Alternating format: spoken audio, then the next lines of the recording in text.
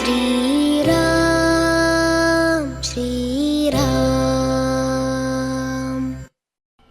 ராமானுஜாய நமஹா.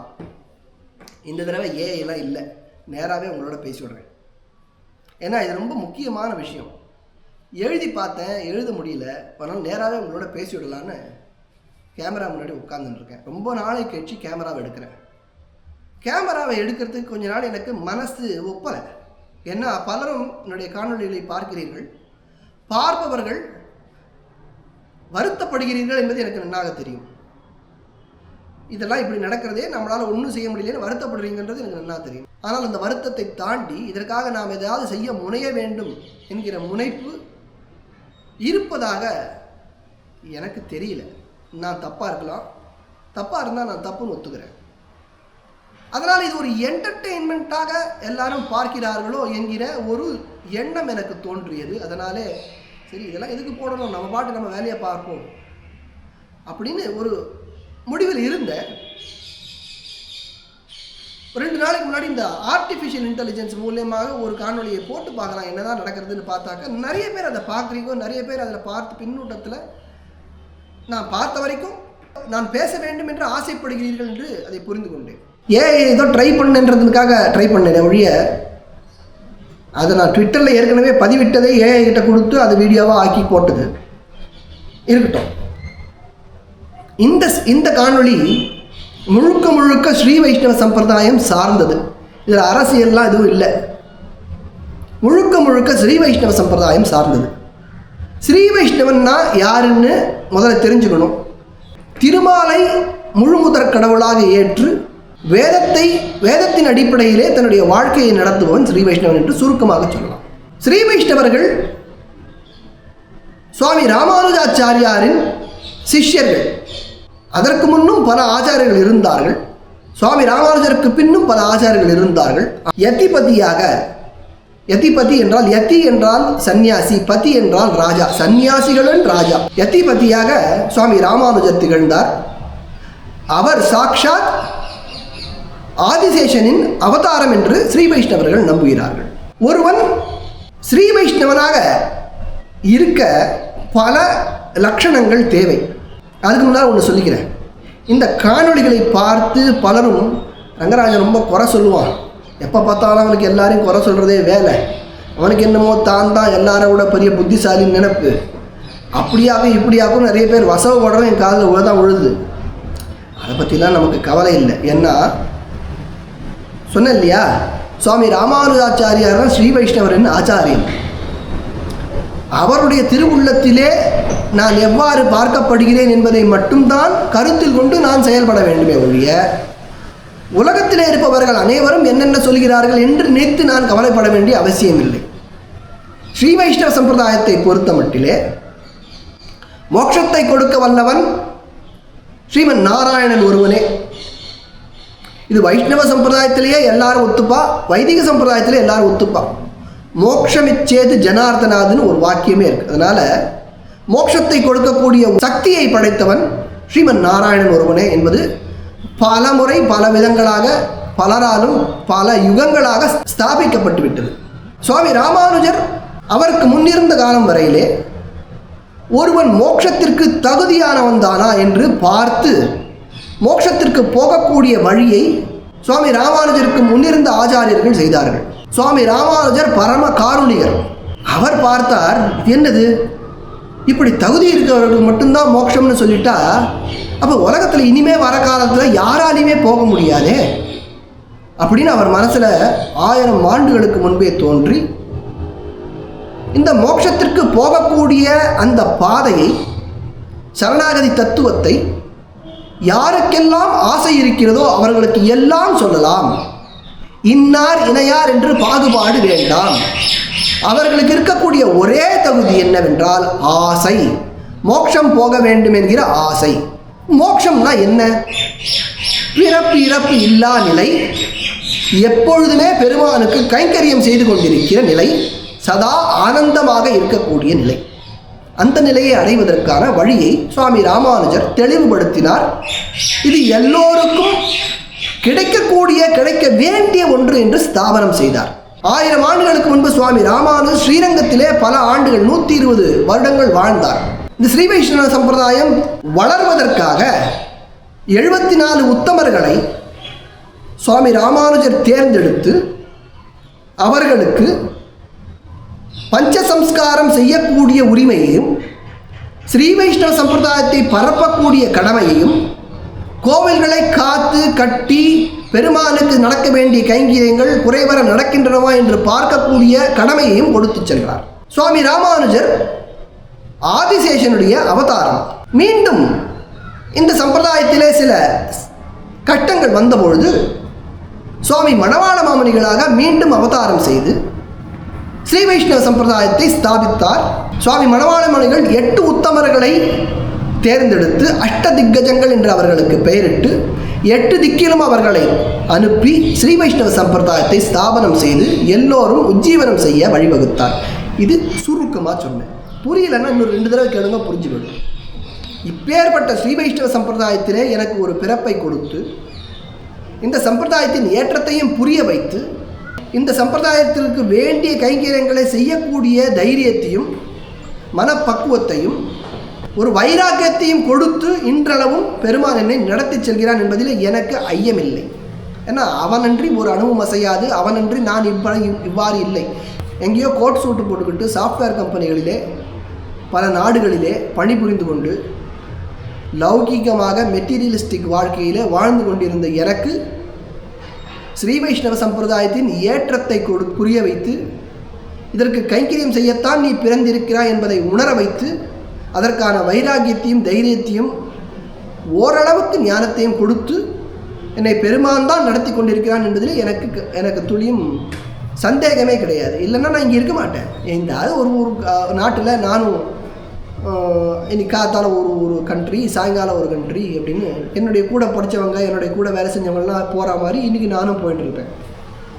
அதெல்லாம் விட்டுட்டு ஒரு ஸ்ரீ வைஷ்ணவன் அணிந்து கொண்டிருக்கிற ஆடை, நெற்றியிலே திருமண் என்று என்னை மாற்றியது, என்னை நடத்தி கொண்டிருப்பது பெரிய பெருமாள் தான், என்னுடைய ஸ்ரீமன் நாராயணன் தான். ஸ்ரீரங்கத்திலே எழுந்துள்ளிருக்கிறேன். இதுதான் எனக்கு முக்கியம். ஊரார் என்ன சொல்கிறாங்க எனக்கு முக்கியம் இல்லை. அப்பேற்பட்ட ஸ்ரீ வைஷ்ணவ சம்பிரதாயத்திற்கு இன்று இருக்கும் நிலையை கண்டு வருத்தம் அடைகிறது. ரொம்ப 2 விஷயம். முதல்து ரொம்ப சுருக்கமாக சொல்லிடுறேன்.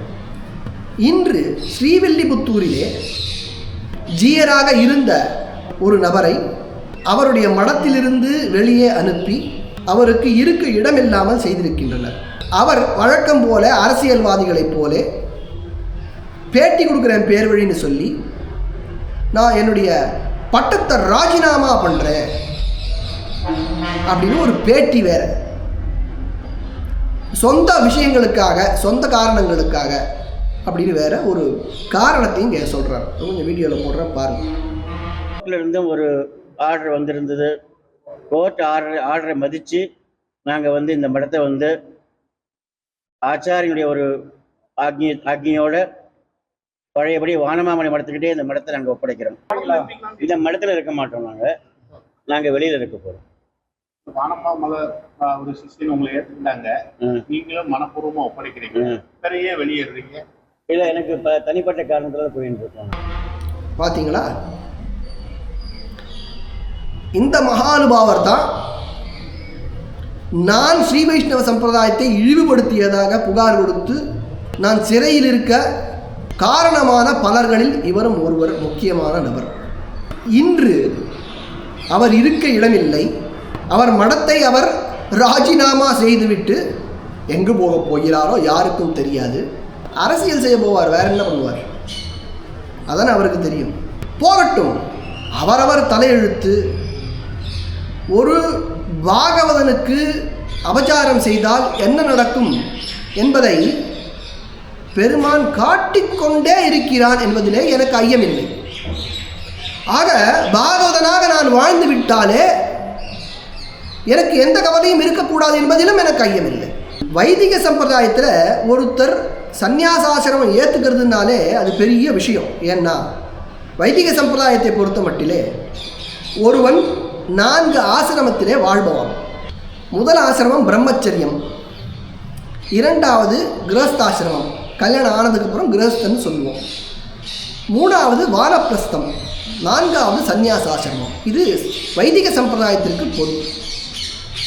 இது இதில் நீ சைவ சம்பிரதாயமாக இருந்தாலும், வைஷ்ணவ சம்பிரதாயமாக இருந்தாலும், சாக்த சம்பிரதாயமாக இருந்தாலும், கௌமார சம்பிரதாயமாக இருந்தாலும், வைதிக சம்பிரதாயத்தவர்கள் போகக்கூடிய வழி இது.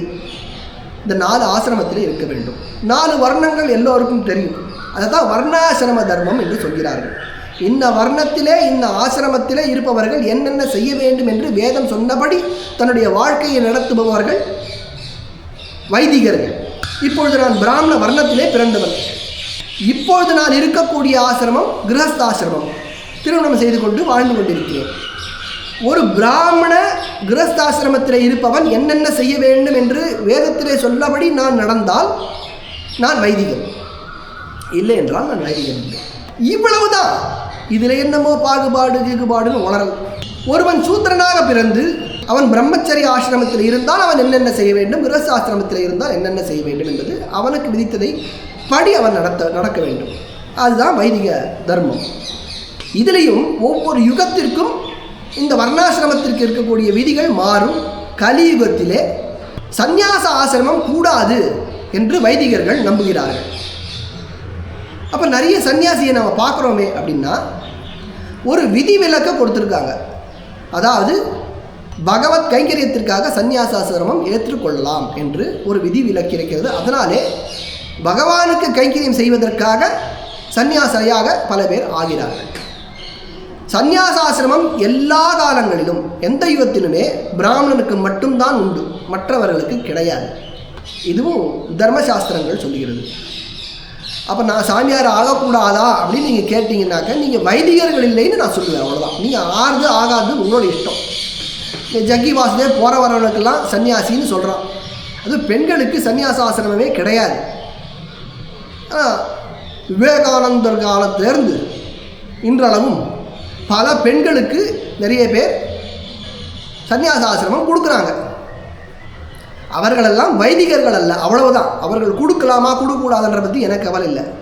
வைதிக சம்பிரதாயத்திலே வாழ்பவர்கள், வேதத்தை ஒத்துக்கொண்டவர்கள், அப்படி பிராமணர் அல்லாதவருக்கு மற்ற யுகங்களிலும் பெண்களுக்கு எல்லா யுகங்களிலும் எவருக்குமே கலியுகத்திலும் கொடுக்க முடியாது, சந்நியாசாசிரமம் கொடுக்க முடியாது.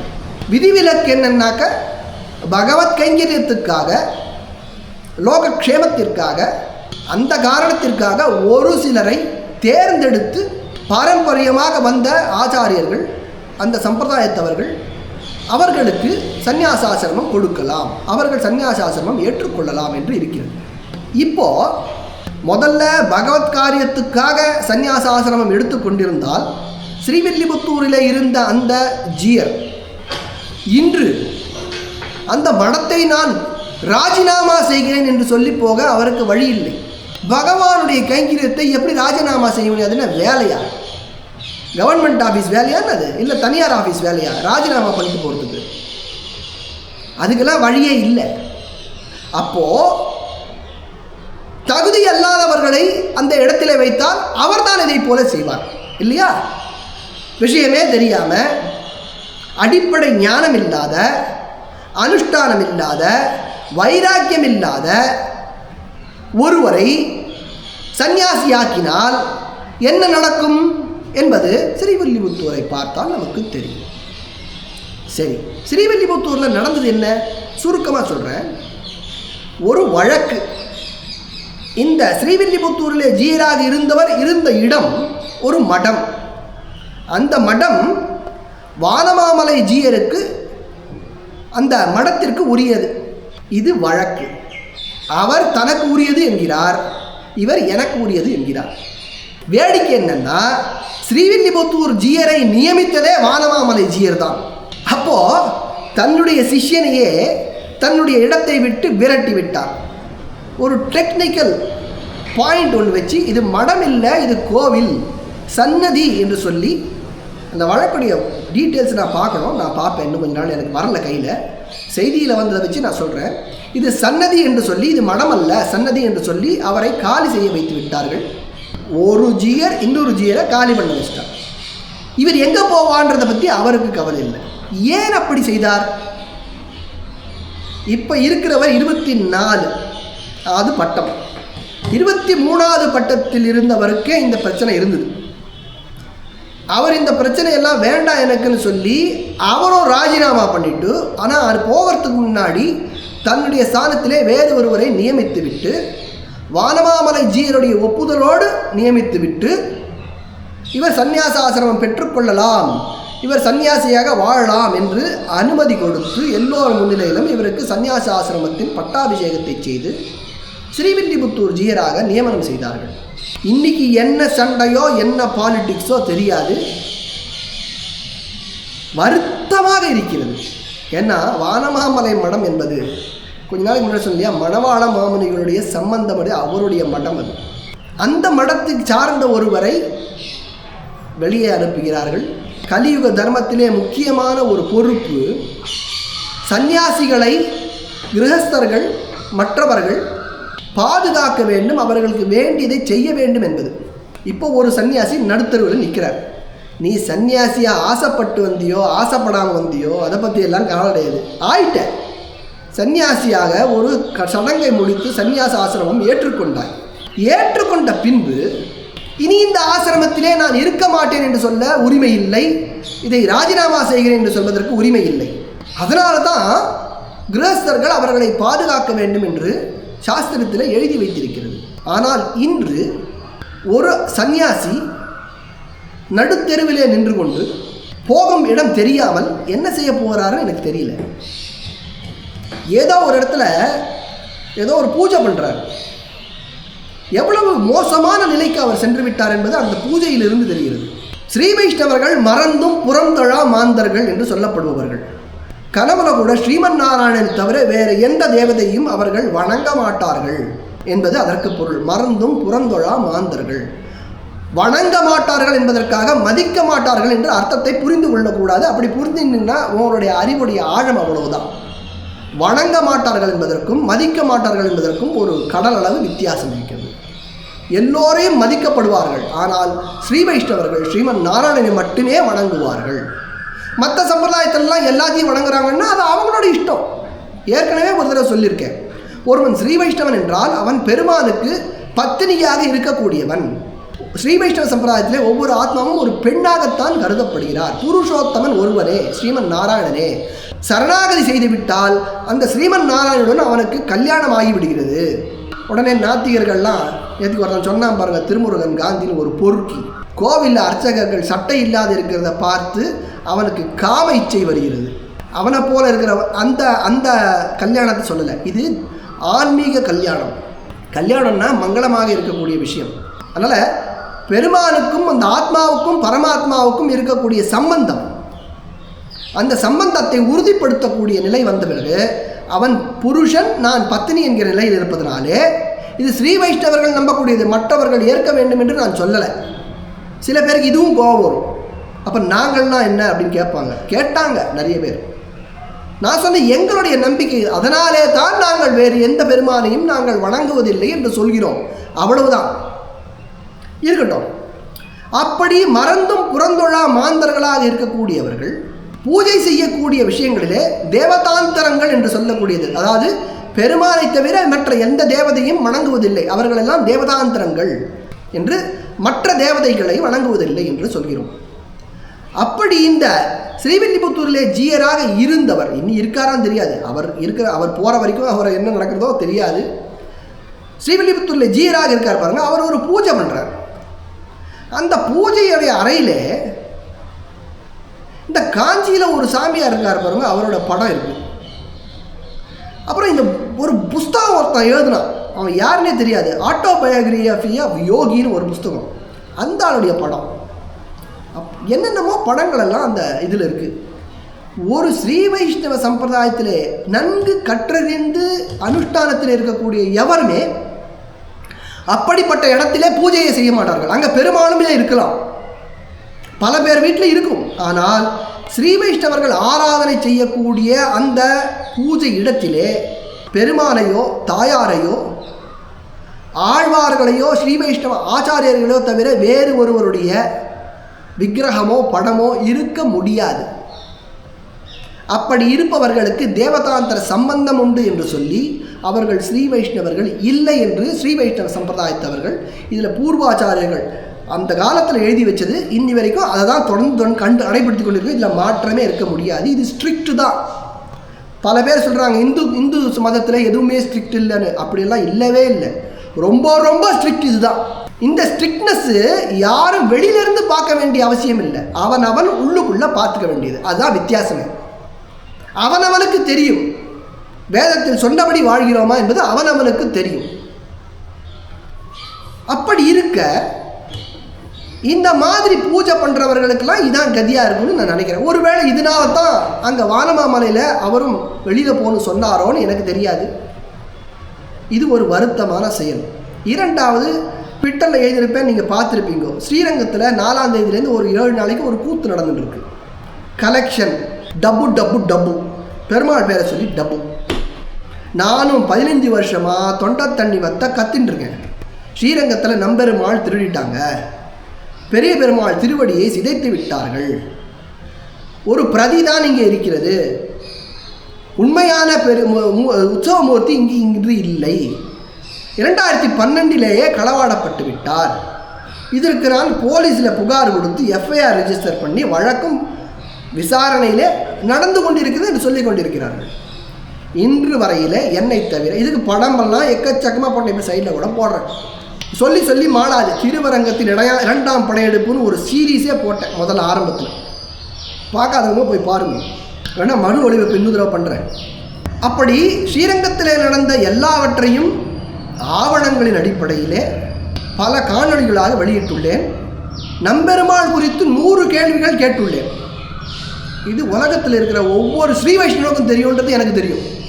நான் போகிற இடத்தெல்லாம் என்ன தெரியாதவாளே இல்லை. ஏன்னா பெரிய பெருமாள் பற்றி நான் பேசினதுனால அவ்வளவுதான். இல்லைன்னா என்ன தெரிஞ்சு என்ன தெரியாமல் இல்லை. பலருக்கும் நான் சொல்வது சரிதான், உண்மைதான் என்று தெரியும். ஏன்னா லௌகீகர்கள், சாமானியர்கள் அந்நாடத்துக்கு என்ன பண்ண போகிறோன்னு பயப்படுறவா. நான் போகிற இடத்துலலாம் தமிழ் தெரிந்தவர்கள், ஸ்ரீ வைஷ்ணவர்களாக இருக்கக்கூடியவர்கள், அவர்கள் நான் சொல்வதை நம்பக்கூடியவர்கள். நான் சொல்லும் விதத்திலே அவர்களுக்கு மாற்று கருத்து இருக்கலாம். இவன் இப்படி சொல்ல வேண்டாம், இவன் கொடுமையாக சொல்கிறான், கடுமையாக சொல்கிறான், வேகமாக சொல்கிறான், அப்படி பேசுகிறான், இப்படி பேசுகிறான் அப்படின்லாம் சொல்லலாமே ஒழிய, நான் சொல்லும் சொல்லிலே, நான் சொல்லும் விஷயத்திலே ஒருவர் கூட மாற்று கருத்து இருக்க முடியாது என்பது நான் ஆணித்தரமாக நம்புகிறேன். அப்படி இருக்க ஸ்ரீரங்கத்தில் இன்றைக்கி 4ஆம் தேதியிலேருந்து 7 நாளைக்கு ஒரு கூத்து நடக்கிறது. அதில் சுமார் 40 பேர் உபன்யாசம் பண்ணுறேன்னு வந்திருக்காங்க. ஸ்ரீ வைஷ்ணவ சம்பிரதாயத்து மற்ற சம்பிரதாயத்தை சேர்ந்தவர்கள், மத்வ சம்பிரதாயம், அத்வைத சம்பிரதாயம், இஸ்கான் முதலியவற்றிலிருந்து நிறைய பேர் வந்திருக்காங்க. அவங்கெல்லாம் வந்து பேசுகிறாங்க. அரசியல்வாதி கூட பேசுகிறாங்க. சொல்லப்போனால் இந்த பிராமண சங்கம்னு ஒன்று வச்சுருக்காங்க பாருங்கள், தாம்பராசுன்னு. உலகத்தில் ஒன்றுமே செய்யாதவர்கள் தாம்பராஸ். அதில் நாராயணன் ஒருத்தர்தான். எங்களோட கூட 2 பேரும் பேசணும். இல்லை வயசானவனை போய் அவன் இவன் பேசுகிறேன். ஏன்னா வேறு எப்படி பேசுறதுன்னு தெரியல. ட்விட்டரில் போய் பார்த்தாக்க சின்மயின்ற ஒரு பாடகி அந்த ஆள் செய்ததாக என்னென்னமோலாம் மீ2 காலத்தில் எழுதினார். அதற்கெல்லாம் இன்று வரை பதில் இல்லை.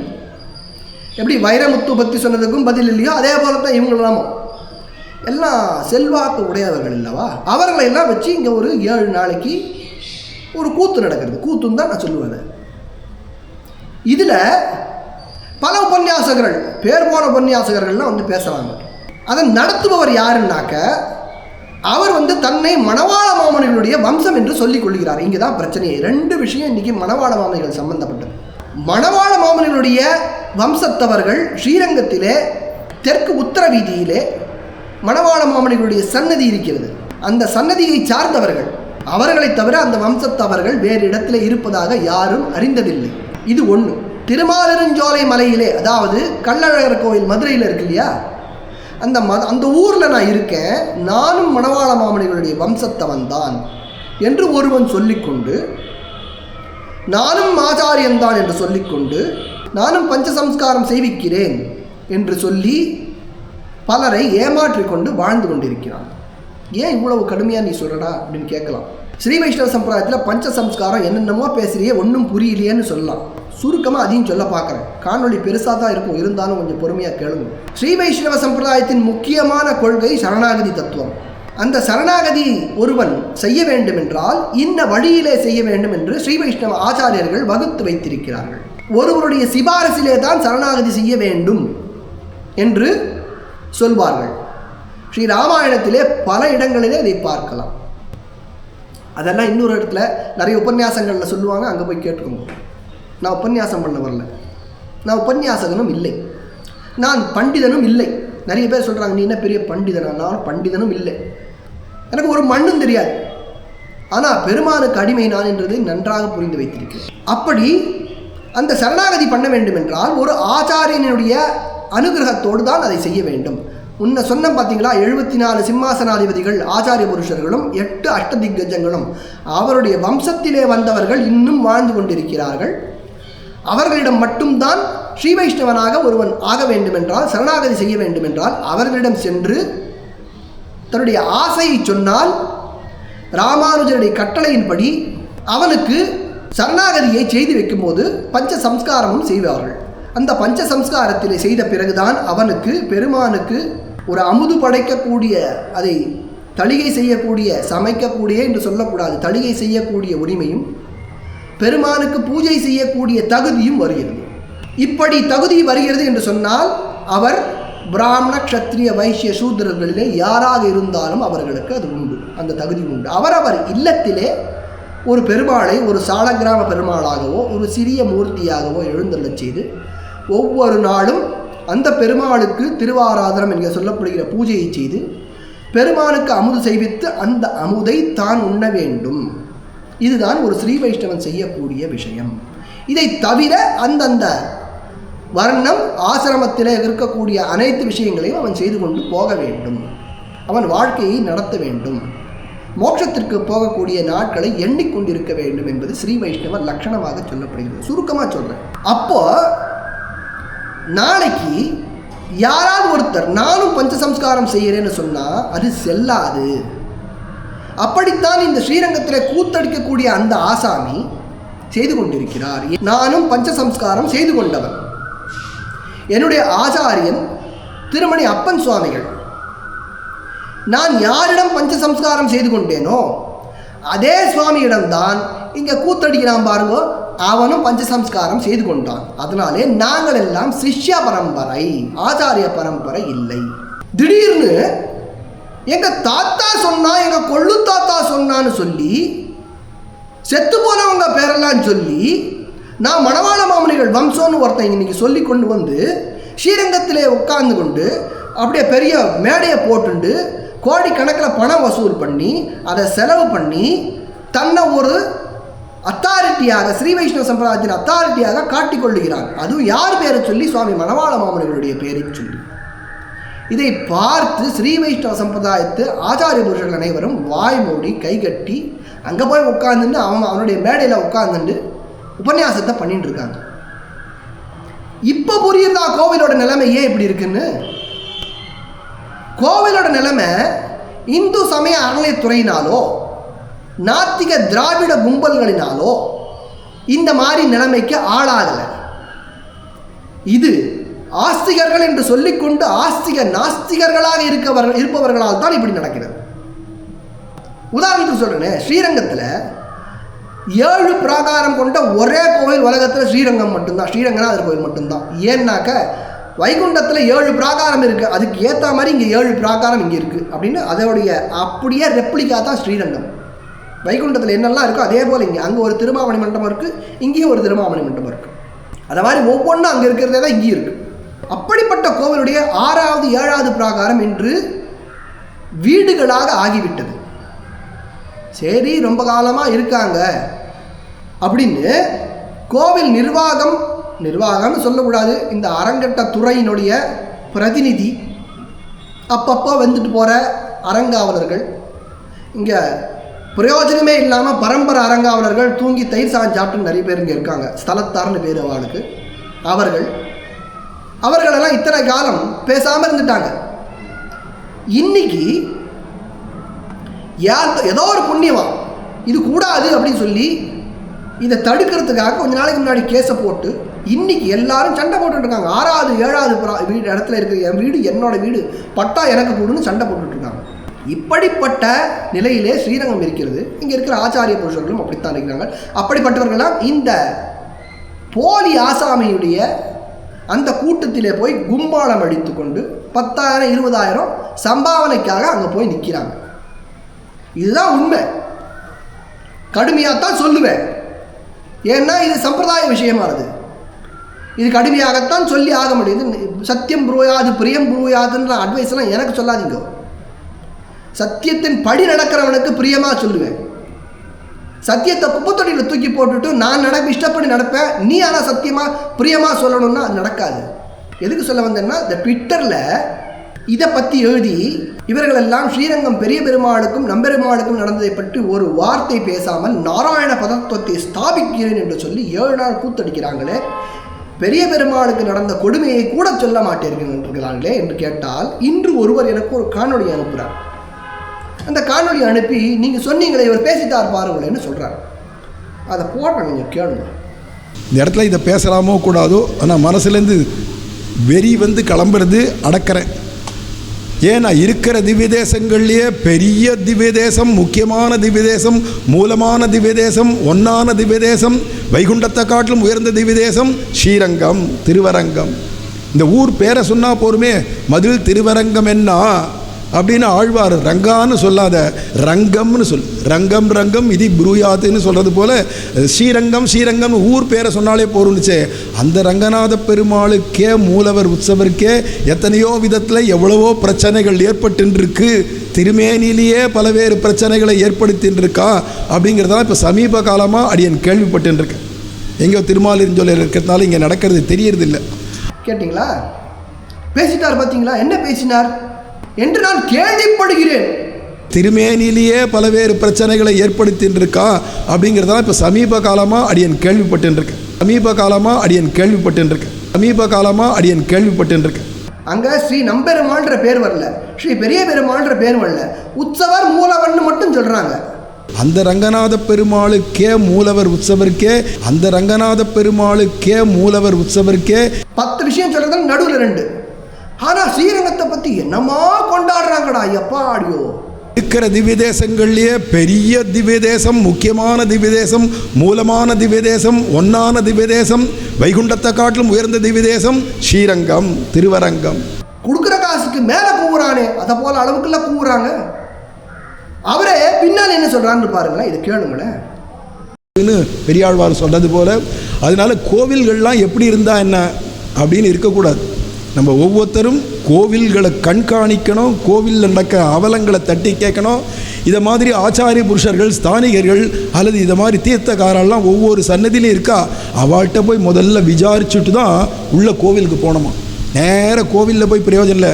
ஒவ்வொரு ஸ்தானிகால், ஒவ்வொரு ஆச்சாரிய புருஷா, ஒவ்வொரு தீர்த்தக்காரலையும் போய் பார்த்து, சுவாமி என்ன குறை இருக்குது, சன்னதிகளில் கைங்கரியங்களில் என்ன குறை இருக்குது, தேவரீர் திருமாளிகைகளில் என்ன குறை இருக்குது அப்படின்னு ஒவ்வொருத்தரும் விசாரித்து அவளை முன்னிட்டு தான் பெருமாட்டியே போகணும்னு வேதம் வல்லார்களை கொண்டு விண்ணோர் பெருமான் திருப்பாதம் அணிந்துன்னா. கேட்டிங்களா என்ன சொல்கிறார்? கோவிலுக்கு சும்மா போயிடக்கூடாது. அந்த ஊரில் இருக்கிற ஆச்சாரிய புருஷர்கள், ஸ்தலத்தார்கள், ஸ்தானிகர்கள், அர்ச்சகர்கள் எல்லாம் எல்லாரிடம் போய் கேட்டு கோவில் நன்னா நடக்கிறதா, எல்லாம் குறைவர நடக்கிறதான்னு கேட்டுட்டு தான் உள்ளே போகணும். இவர் கொஞ்ச நேரத்துக்கு முன்னாடி என்ன சொன்னார்? நான் திருமாலிருஞ்சோலை மலையில் இருக்கனால எனக்கு தெரியல, கேள்விப்பட்டேன் அப்படின்னவர். எங்கே இருக்குது திருமாலிருஞ்சோலை மலை? மதுரை கள்ளழகர் கோவில் தான் திருமாலிருஞ்சோலைன்னு ஸ்ரீ வைஷ்ணவ சம்பிரதாயத்தில் சொல்கிறது. இங்கேருந்து 130 கிலோமீட்டரில் இருக்குது. ஒவ்வொரு முறையும் நான் மதுரை கோட்டுக்கு போகும்போது அங்கே போய் பெருமாள் சேவிச்சுட்டு தான் வரேன். இங்கே இருக்குது 130 கிலோமீட்டர். பஸ்ஸில் ஏறினா 4 மணி நேரத்தில் இங்கே வந்து சேரலாங்க. அப்படி ஆகிப்போச்சு இன்னைக்கு காலம். இவர்களெல்லாம் என்ன சும்மா நடந்தால் வரப்போகிறாங்க? எல்லாரும் பெரிய பெரிய காரு, பிளைமூத்து கார் வச்சுருக்காங்களே. இவங்கெல்லாம் வச்சுக்கூடாது நான் சொல்லலை, ஆனால் என்னமோ தெரியாத மாதிரி குகையில் வசிக்கிற மாதிரி இருக்க சொல்கிறாங்க. ஆனால் இவர்கள் ஊருக்கு என்ன உபதேசம்? அங்கே ஊரில் இருக்கிற ஆச்சாரிய புருஷர்கள், ஸ்தலத்தார், ஸ்தானிகர், அர்ச்சகர்கள் இவர்களெல்லாம் கேட்கணுமா? ஏன் இவர் ஏன் கேட்கல? 2015 பெருமாளுடைய திருவடியை சிதைத்தார்கள். 2012 நம்பெருமாளை தொலைத்தார்கள். இன்னி வரைக்கும் ஊரெல்லாம் வந்து எல்லாரையும் கேட்கணும்னு சொல்கிற இவர் ஏன் பெரிய பெருமாளை பற்றியும் நம்பெருமாளை பற்றியும் இன்னி வரைக்கும் யாருக்கும் கேட்கல அப்படிங்கிற கேள்விக்கு இவர்கிட்ட பதில் இருக்குமா? எதுக்கு சொல்ல வரேன்னா, நான் ஒரு ட்வீட்டை போட்டாக்க அந்த ட்வீட்டுக்கு நேராக பதில் சொல்ல துப்பு இல்லாமல் அதை யாரா போய் கேட்டால் ரங்கராஜன் கொடியவன் என்று காட்டுவதற்காக இவர்கள் இந்த மாதிரியான காணொலியை அவர்களுக்கு கொடுக்குறாங்க. அவங்க என்கிட்ட கொண்டு வந்து கொடுக்க மாட்டாங்கன்னு நம்பிக்கையில் என்கிட்ட எல்லாத்தையும் கொடுத்துட்றாங்க. அதனால தான் ப்ராப்ளமே. இல்லைன்னா நான் இங்கே உட்காந்துருக்கேன், எனக்கு எப்படி இதெல்லாம் தெரியும்? அவர் எப்படி கொடுத்த ரங்கராஜா இப்படி பண்ணுறாங்களே பாரு, நீ இப்படி சொல்கிறியே, இவன் எவ்வளோ நல்லவங்கன்னு என்கிட்ட கேட்டாங்க. அவங்ககிட்ட நான் திருப்பி கேட்டேன், ஊருக்கு உபதேசம் பண்ணவர் இவர் எத்தனை நாள் இங்கே 2 வாரமாக இங்கே தான் ஸ்ரீரங்கத்தில் சுற்றின்னு இருக்கிறார் இந்த ப்ரோக்ராமுக்கு ஏற்பாடு பண்ணுறேன்னு சொல்லிட்டு. எத்தனை ஆச்சாரிய புருஷர்கள் போய் இவர்கிட்ட கேட்டார்னு கேளுங்க. பொய். இவர் மணவாள மாமணிகள் வம்சம்னு ஸ்ரீரங்கத்தில் இருக்கிற எல்லா ஆச்சாரிய புருஷர்களும் ஒத்துக்கொண்டார்கள் என்று எல்லார்ட்டையும் போய் சொல்லியிருக்காரு. ஒருத்தன் இன்னொருத்தரோட பேசுறது இல்லை இந்த ஸ்ரீரங்கத்தில்.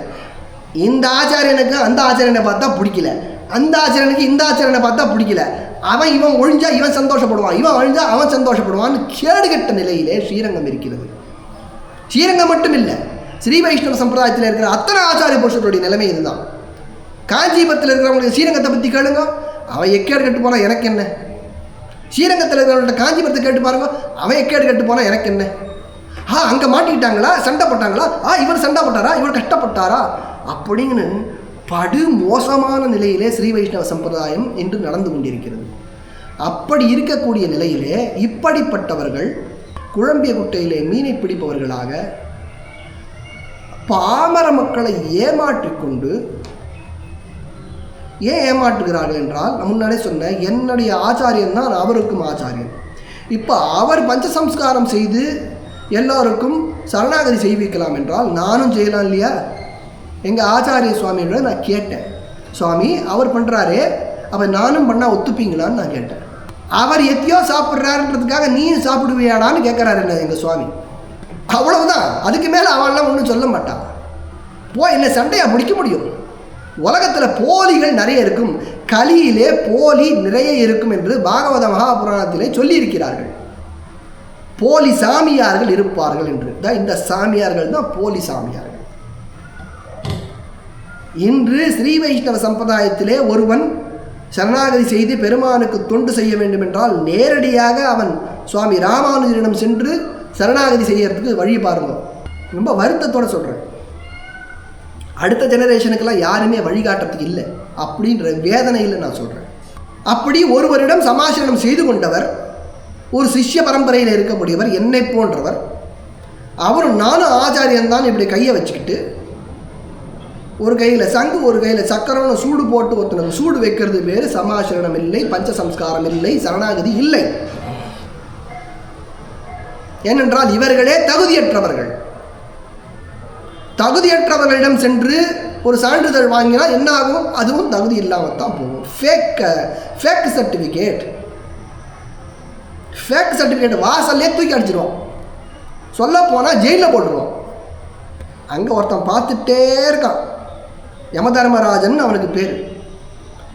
இந்த ஃபேக்கெல்லாம் ஒவ்வொரு நாளும் பார்த்துருக்காங்க. இன்னும் வேறு இவர்கள் என்ன சொல்கிறார்கள், எனக்கு தெரியாதா இது பாவம் வரும்னு, எனக்கு பெரும் கொடு நடங்க தெரியாதா, அப்படி தெரிஞ்சு கொண்டே இவர்கள் செய்கிறார்கள். என்ன அநியாயம் ஐயா, கேட்பார் இல்லையா? அங்கே ஒரு ஜிஆரை தூக்கி எங்கேயோ போகிறாரு, யாரும் எங்கேயும் கேட்கல, கேட்பார் இல்லை, அவரே வந்து என்றைக்கோ உட்காந்துக்கிறாரு, யார் உட்கார வச்சான்னு தெரியாது. நாளைக்கு என்னடானா ராஜினாமா பண்ணிட்டு போகிறேங்கிறாரு. இங்கே ஒருத்தர் என்னடானா நான் பஞ்சசம்ஸ்காரம் பண்ணுறேன்றாரு. இன்னொருத்தர் என்னடானா யார் யாருக்கோ போகிற வரவனுக்கெல்லாம் சாஷாயத்தை கொடுத்து நீ எல்லாரும் ஊரில் இருக்கிறவங்களுக்கெல்லாம் பஞ்சசம்ஸ்காரம் பண்ணுன்னு சொல்லி அங்கே செண்டலங்காரன் ஒருத்தர் இருக்காரு, அவர் பண்ணிக்கிட்டு இருக்காரு. கேட்பாரே இல்லை. ஸ்ரீ வைஷ்ணவ சம்பிரதாயம் விழித்து கொள்ளவில்லை என்றால் அவ்வளவுதான். நான் சொல்ல என்ன இருக்குது, இது சம்பிரதாயம், இது ஒரு நம்பிக்கை. அந்த நம்பிக்கையில் கொஞ்சம் கூட குறைச்சிக்கிறேன்னு சொல்கிறதுக்கு நமக்கு உரிமை இல்லை. பரதந்திரர்கள் என்று சொல்லப்படுபவர்கள், பெருமானுக்கு அடிமையாக இருக்கக்கூடியவர்கள், பெருமானுக்கு அடிமை என்று சொல்லக்கூடியதிலே பெருமை கொள்ளக்கூடியவர்கள் நாங்கள். பெருமானுக்கு மட்டுமே அடிமை என்று சொல்லக்கூடியதிலே பெருமை கொள்ளக்கூடியவர்கள் நாங்கள் ஸ்ரீ வைஷ்ணவர்கள். ஸ்ரீமன் நாராயணன் ஒருவனே நமக்கு பரதெய்வம் களைவாய் துன்பம் களையாதொழிவாய் களைகண் மற்றிலேன். நீ என் துன்பத்தை களையாமல் போ. எனக்கு உன்னை விட்டால் வேறு வழி இல்லை, எனக்கு வேறு கதி இல்லை. நீ மோட்சத்தை கொடுக்காமல் போ. இன்னும் சொல்ல போனால் மோட்சமே வேண்டாம் என்று சொல்லக்கூடிய ஆழ்வார்கள், ஸ்ரீரங்கத்தில் இருந்து நான் கைங்கரியம் செய்வதே போதும் என்று சொன்ன தொண்டனடி போடிய ஆழ்வார் வாழ்ந்த ஊரிலே இன்று ஒரு போலி நேற்று வரையிலே சிஷ்யனாக இருந்து இன்று திடீரென்று ஆச்சாரியன் என்று தானத்தை வைத்துக்கொண்டு மேடையை போட்டு 10-20 என்று செலவு செய்து எல்லாருடைய அங்கீகாரத்தையும் பெற்றுவிடலாம் என்று நினைக்கிறான். வருத்தப்படுகிறேன். உண்மையிலேயே இந்த மனிதன் தவறை உணர்வாரேயானால் பெரிய பெருமாளிடம் சென்று செய்த தவறுக்கான மன்னிப்பை கேட்க வேண்டும். இந்த சம்பிரதாயமே அவ்வளோதானே. பெருமாள்கிட்ட மட்டும்தான் மன்னிப்பு கேட்க முடியும். அவன் கொடுத்தா உண்டு, கொடுக்கலன்னா இல்லை, அவ்வளோதான். வருத்தப்படுகிறேன். மீண்டும் சொல்லிக் கொள்கிறேன், இது ஸ்ரீ வைஷ்ணவ சம்பிரதாயத்தின் ஒரு நலனில் அக்கறை உள்ள ஒருவனாக நான் சொல்கிறேன். நான் சொல்வது தவறென்றால் என்னை அனைவருக்கும் முன்பே வைத்து எல்லா ஆச்சாரிய புருஷர்களும் கேள்விகள் கேட்கலாம், தவறே இல்லை. நான் இன்று சொல்லக்கூடிய கடமைப்பட்டவன். ஸ்ரீரங்கத்தில் இன்று வரையிலே பெரிய பெருமாளுக்கும் நம்பெருமாளுக்கும் நடந்த கொடுமையை கூட பேசக்கூடிய திராணி இல்லாதவர்கள், வைகுண்டத்தோட பெரிய பெருமாள், 108 திவ்யதேசத்தில் பெரிய பெருமாள், எல்லாத்துலேயும் பெரிய பெருமாள், இது பெரிய கோவில், இது பெரிய அவசரம், இது பெரிய தாயார், இது பெரிய பிராட்டியார், இது பெரிய உற்சவம், இது பெரிய தேர் சொல்லி என்ன பிரயோஜனம்? நீ பெரிய பாபியடா. ஸ்ரீரங்கத்திலே வாழ்ந்து கொண்டிருப்பவர் அனைவரும் பெரிய பாபி என்று ஆகிறது அல்லவா? வழிகாட்ட வேண்டியவர்கள் வழிகாட்டவில்லை என்றால் பெரிய பாபியை விட பல மடங்கு பெரிய பாபிகளாக அவர்கள் ஆவார்கள் என்பதிலே எனக்கு அச்சமில்லை, எனக்கு சந்தேகம் இல்லை. இதை சொல்ல எனக்கு பயம் இல்லை. பல பேர் என்னை சொல்லுவார்கள், நீ நரகத்துக்கு போவ. நான் 100 நரகத்துக்கு போக தயாராக இருக்கேன், ஆனால் இந்த உண்மையை பேசுவேன். ஏன்னா ஸ்ரீ வைஷ்ணவ சம்பிரதாயத்திலே ஊற்றமுடையவன் நான். அஜாமிளன் கதையை கேட்டாக்க அது உங்களுக்கு புரியும்.